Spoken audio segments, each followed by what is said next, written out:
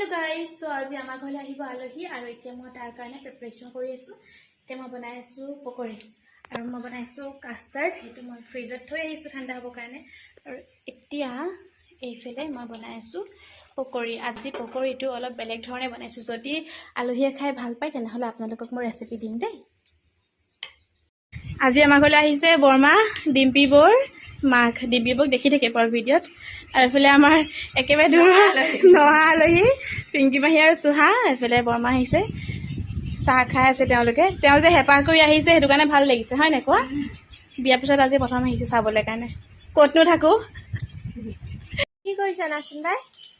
চাহ দিয়া হৈ গ'ল যে এতিয়া এইখিনি অকণমান চিজিল কৰি লৈছোঁ। তোক ফটো মাৰি দিব লাগে নহয়। ধুনীয়াকৈ মাৰি দিবা দেই। ঠিক আছে হ'ব। পকৰিটো খাই ভাল পালে গাইজ আলহীয়ে। পকৰিয়ে চবতকৈ বেছি ভাল পালে বোলে।